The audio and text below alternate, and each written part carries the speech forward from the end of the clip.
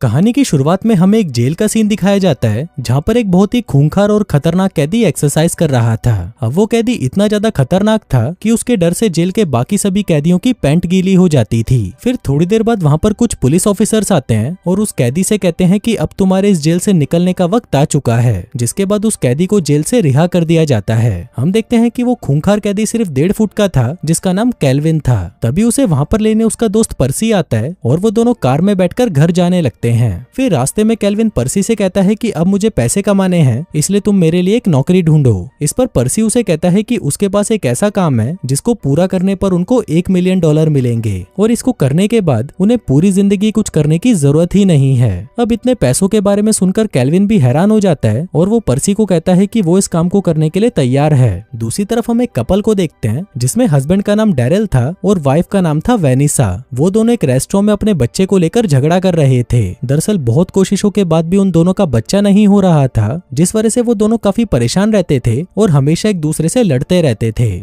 इसके बाद हम पर्सी को देखते हैं जो कि एक ज्वेलरी शॉप के बाहर आता है और केल्विन को बताता है कि हमें यहाँ से एक डायमंड चुराना है। अभी सुनते ही केल्विन उसे एक जोर का थप्पड़ मारता है और कहता है कि भाई मैं अभी ही जेल से बाहर निकला हूँ और तू मुझे फिर से जेल भिजवाने वाले काम करवा रहा है। लेकिन पर्सी के बहुत कन्विंस करने पर केल्विन मान जाता है और फिर वो दोनों उस ज्वेलरी शॉप के अंदर चले जाते हैं। वहाँ पर पर्सी अपने साथ एक बैग लेकर आता है जिसके अंदर उसने केल्विन को छुपा रखा था। इसके बाद वो दोनों मैनेजर के पास जाते हैं जहाँ पर पर्सी उसे अपनी बातों में फंसाता है और दूसरी तरफ केल्विन किसी तरह से उस डायमंड के पास पहुंच जाता है, जिसके बाद वो उसकी टेबल के नीचे छेद करके उस डायमंड को चुरा लेता है। आगे जब वो दोनों पतली गली पकड़कर वहाँ से निकल रहे थे तभी वहाँ पर एक बुढ़िया चिल्लाती है कि उसका कुत्ता चोरी हो गया है। तभी हम देखते हैं कि केल्विन ने डायमंड के साथ साथ उस बुढ़िया का कुत्ता भी चुरा लिया था। अब वो दोनों बाहर निकल ही रहे थे कि तभी वो कुत्ता भौंकने लगता है। अब उसकी आवाज सुनकर वो बुढ़िया चिल्लाने लगती है और कहती है कि मेरा कुत्ता इन दोनों ने ही चुराया है। उधर शॉप के मैनेजर को भी पता चल चुका था कि उसका डायमंड चोरी हो गया है, इसलिए वो वहाँ पर पुलिस बुला लेती है। तभी पर्सी और केल्विन भागकर अपनी कार में बैठते हैं और उस कुत्ते को वहीं फेंककर वहाँ से भाग जाते हैं। पर कुछ ही दूर जाने पर उनकी कार खराब हो जाती है, इसलिए वो कार को वहीं छोड़कर वहाँ से पैदल भागने लगते हैं। वहीं पुलिस बुढ़िया से पूछताछ करती है जहाँ पर वो बुढ़िया उसे कहती है कि वो चोर बिल्कुल डामर की तरह काला था। वहीं पर्सी और केल्विन भागते हुए एक शॉपिंग कॉम्प्लेक्स में घुस जाते हैं जहाँ पर डैरेल और वेनिसा भी शॉपिंग कर रहे थे।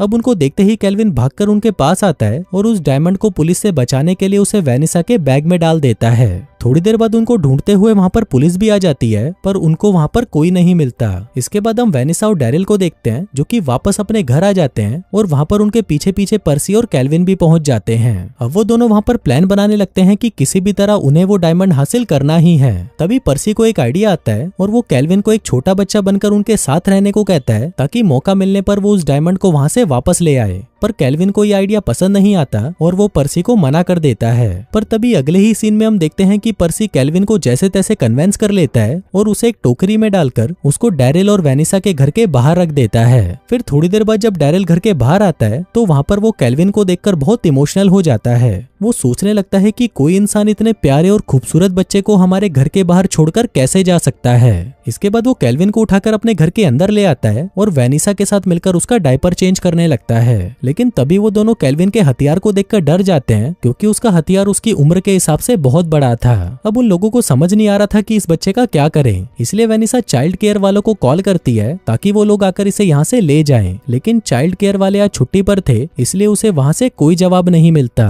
तभी वेनिसा के फादर उसे कहते हैं कि इसको जहाँ से उठाया है वहाँ पर वापस रख दो। पर क्योंकि वेनिसा उस बच्चे को लावारिस नहीं छोड़ना चाहती थी, इसलिए वो सीधा पुलिस को फोन करने लगती है। पर तभी पुलिस का नाम सुनते ही केल्विन डर जाता है और जोर जोर से रोना शुरू कर देता है क्योंकि अगर पुलिस यहाँ पर आ गई तो वो केल्विन को पहचान लेगी और उसको उठाकर वापस जेल में डाल देगी। उधर डैरेल और वेनिसा उसे रोते हुए देखकर सोचने लगते हैं कि शायद ये बच्चा बीमार है, इसलिए वो केल्विन को डॉक्टर के पास ले जाते हैं। इसके बाद डॉक्टर केल्विन को चेक करता है और देखता है कि उसके शरीर पर तो बहुत सारे टैटू के निशान बने हुए थे। अब डॉक्टर को केल्विन में कुछ गड़बड़ी लग रही थी, पर तभी वेनिसा और डैरेल कहते हैं कि शायद इस बच्चे के पेरेंट्स बहुत ज्यादा बुरे हैं। पहले तो उन्होंने इस पर टॉर्चर किया और फिर हमारे घर के बाहर छोड़कर चले गए। अब जब वो लोग ये सब बातें कर ही रहे थे तभी केल्विन वेनिसा के बैग को उठाकर वहां से भागने लगता है, लेकिन बाहर आते ही उसे एक पुलिस वाला पकड़ लेता है और उसे बच्चा समझकर वापस वेनिसा और डैरिल के पास ले जाता है। अब वेनिसा उस पुलिस वाले को सारी बातें बताने लगती है, पर तभी केल्विन वेनिसा को मॉम कहकर बुलाता है, जिसको सुनकर वेनिसा बहुत ज्यादा इमोशनल हो जाती है। वो उस पुलिस वाले को कुछ नहीं बताती और केल्विन को अपने पास रख लेती है। इसके बाद अगले सीन में हम जॉन नाम के एक आदमी को देखते हैं जो कि एक गैंगस्टर था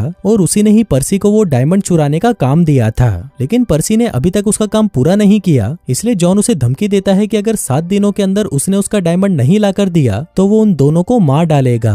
वहीं दूसरी तरफ हम वेनिसा को देखते हैं जो कि अपने कुछ दोस्तों को केल्विन से मिलाने के लिए उन्हें घर पर बुलाती है, लेकिन जब वो सभी औरतें केल्विन को देखती हैं तो वो हैरान हो जाती हैं क्योंकि केल्विन बाकी बच्चों से बहुत अलग था। इसके बाद वेनिसा अपनी सहेलियों को लेकर किचन में जाती है जहाँ पर केल्विन उसकी एक सहेली को हवस भरी नजरों से देखने लगता है। इसके बाद वो उसके पास जाता है और उसे गोदी में उठाने के लिए कहता है। फिर जब वो औरत उसे अपनी गोदी में उठाती है तो केल्विन उसके साथ गंदी हरकतें करने लगता है। दूसरी तरफ वेनिसा को लग रहा था कि शायद केल्विन को भूख लगी है, इसलिए वो अपनी एक सहेली को उसे माँ का दूध पिलाने के लिए कहती है। अब ये सुनते ही केल्विन के मजे हो जाते हैं, जिसके बाद वो एक एक करके उसकी सभी सहेलियों का दूध पी जाता है। फिर कुछ देर मस्ती करने के बाद जब सभी लोग वहाँ से जा रहे थे तो वो एक एक करके केल्विन को किस करने लगते हैं, लेकिन केल्विन यहाँ पर भी ये मौका नहीं छोड़ता और वो पूरा इमरान हाशमी बनकर उनको किस करने लगता है। फिर थोड़ी देर बाद वेनिसा उसे अपने रूम में ले जाती है और उसके कपड़े चेंज करके उसे सुला देती है। फिर आधी रात को जब सभी लोग सो जाते हैं तो केल्विन उस हीरे को ढूंढने लगता है। वो पर्सी को फोन लगाने लगता है, पर तभी वहाँ पर वेनिसा का बाप आ जाता है। वो उसे चोर समझ लेता है और उस पर अपनी गन पॉइंट कर देता है, लेकिन तभी वहाँ पर डैरेल आ जाता है और अपने ससुर को समझाकर केल्विन को वहाँ से ले जाता है। फिर अगले दिन जब वेनिसा सोकर उठती है तो वो डैरेल को उसके साथ पूरी रात इंटीमेट होने के लिए थैंक यू कहती है, लेकिन तभी डैरेल उसे कहता है कि मैंने तो कल रात तुम्हारे साथ कुछ किया ही नहीं। अब यहाँ पर डैरेल को कुछ समझ नहीं आ रहा था, पर हम व्यूवर समझ जाते हैं कि कल रात केल्विन ही वेनिसा के साथ इंटीमेट हुआ था। फिर कुछ देर बाद वेनिसा तैयार होकर ऑफिस चली जाती है और यहाँ पर हमें पता चलता है कि घर चलाने के लिए सिर्फ वेनिसा ही काम करती थी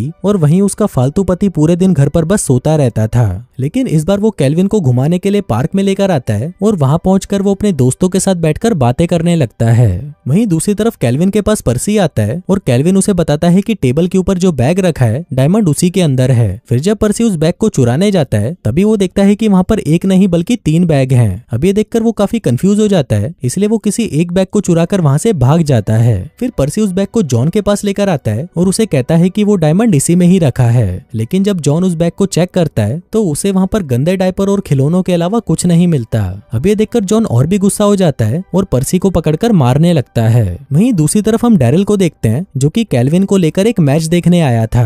तभी मौका मिलते ही केल्विन उस डायमंड को चुरा लेता है और इससे पहले कि डैरेल उसे देखे वो उस डायमंड को निगल जाता है। फिर अगले दिन हम देखते हैं कि डैरेल केल्विन के आने की खुशी में अपने घर पर एक पार्टी रखता है। यहाँ पर सभी लोग केल्विन को बहुत सारे गिफ्ट्स और खिलौने देते हैं। तभी वहाँ पर वेनिसा के डैड भी आते हैं और वो केल्विन को एक टेडी बियर गिफ्ट करते हैं। वहीं दूसरी तरफ हम जॉन को देखते हैं जो कि केल्विन के घर के बाहर उन पर नजर रख रहा था। उधर डायमंड निगलने की वजह से केल्विन के पेट में बहुत दर्द हो रहा था, इसलिए वो दर्द कम करने के लिए कैस्टर ऑयल पी लेता है, लेकिन इससे उसका दर्द कम नहीं होता बल्कि और बढ़ जाता है। तभी सीन यहाँ से शिफ्ट होता है और हम देखते हैं कि अगले दिन वेनिसा को केल्विन के डायपर में वही डायमंड मिलता है जिसको पाकर वो बहुत ज्यादा खुश हो जाती है। उसे लग रहा था कि शायद ये डायमंड उसे डैरेल ने गिफ्ट किया है, इसलिए वो उससे इंप्रेस होकर उसके साथ रात को डेट पर चली जाती है। अब घर पर वेनिसा के डैड और केल्विन ही थे। तभी वेनिसा के डैड केल्विन को उठाकर नीचे फेंक देते हैं और उसे कहते हैं कि मैं तेरे बारे में सब कुछ जान चुका हूँ। दरअसल वेनिसा के डैड ने टीवी में देख लिया था कि केल्विन एक चोर है और वो दिखने में बिल्कुल एक बच्चे की तरह है। फिर कुछ देर बाद वहाँ पर वेनिसा और डैरिल भी आ जाते हैं और वो वेनिसा के डैड को केल्विन को मारते हुए देख लेते हैं। अब वेनिसा को लगता है कि शायद उसके डैड पागल हो गए हैं, इसलिए वो अपने डैड को मेंटल हॉस्पिटल भेज देती है। वहीं डैरिल जब उस टेडी बियर को देख रहा था तो उसमें उसे एक कैमरा मिलता है। फिर उस कैमरे को देखने के बाद डैरिल को भी पता चल जाता है कि केल्विन कोई बच्चा नहीं है, इसलिए वो उसे घर के अंदर ढूंढने लगता है। लेकिन तभी हम देखते हैं कि केल्विन पर्सी के साथ वो डायमंड लेकर वहां से निकल चुका था।